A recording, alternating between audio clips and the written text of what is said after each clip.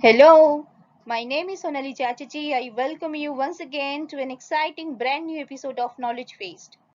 In today's video, you are going to learn what is procurement cycle. So let's check it out. Okay, all right. As you can see in the screen, procurement cycle consists of different stages. Let us understand all these stages one by one. The very first stage is need identification. At this stage, the production department or the manufacturing department or any other internal department which requires certain material or services to be procured from external supplier identifies the requirement, right? What does it mean? It means that they identify what is the material, what is the exact service to be procured, what would be the right quantity, by when they need it. Because all these informations are very important, because all these materials, raw material will make the final end product. So in order to meet the production schedule of your final product, it is very important that you should identify what are the raw components, what are the raw material, what are the component material, and what is the required quantity of those material which are to be procured from the external supplier. Okay, now let us move to the next stage, which is purchase requisition creation.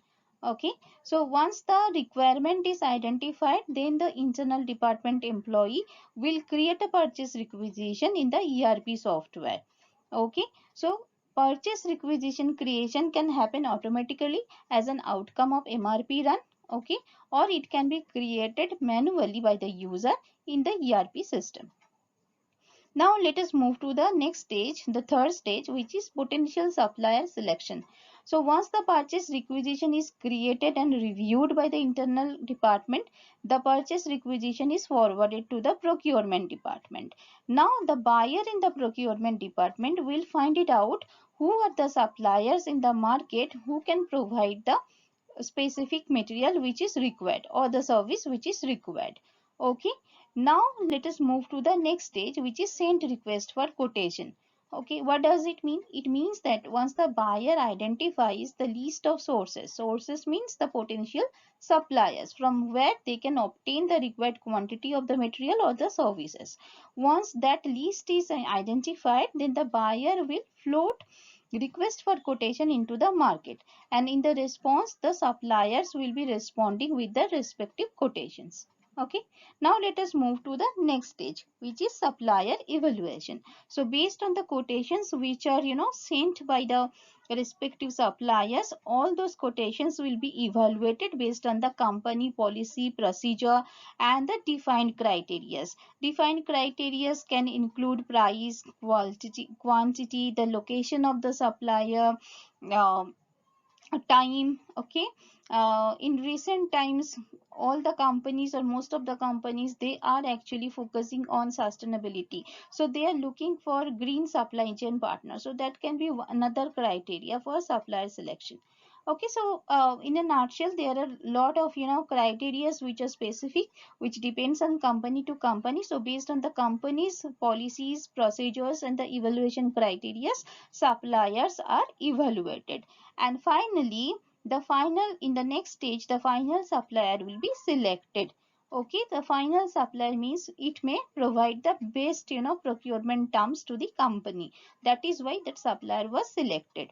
Now let us move to the next stage, which is negotiation.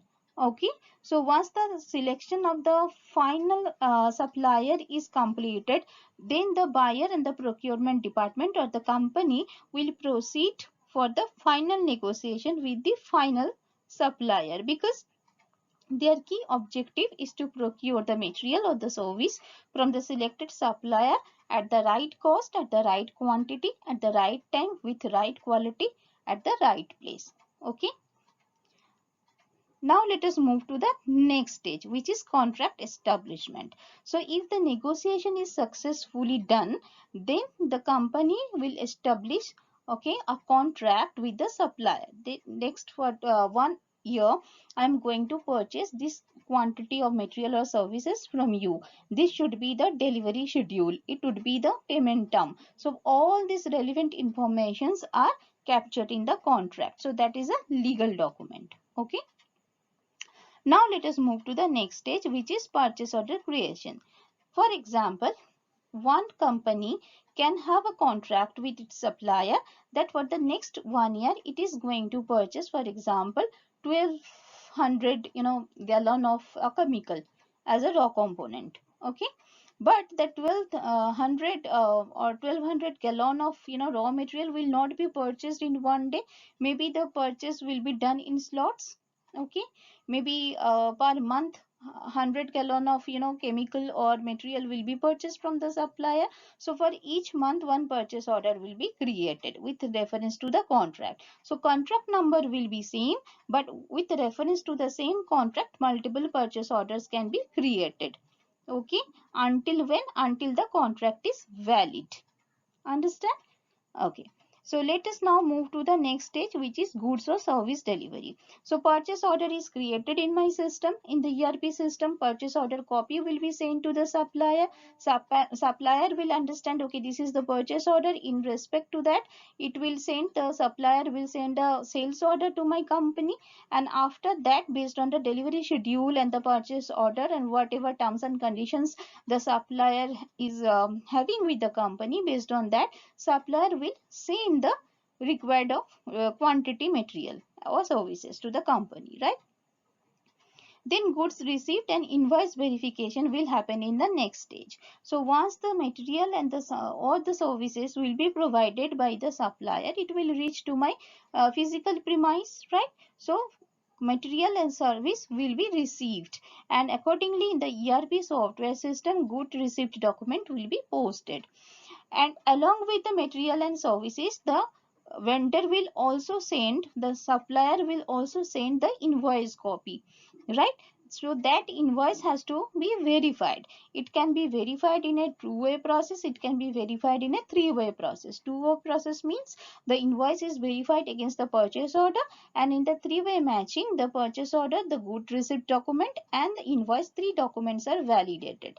Okay, why this invoice verification happens? To avoid any kind of inconsistency in the payment to the supplier. So once the invoice is verified, it found that it is okay, it is good, then the invoice document is approved, posted in the ERP system, and accordingly the in the last stage payment is made to the supplier.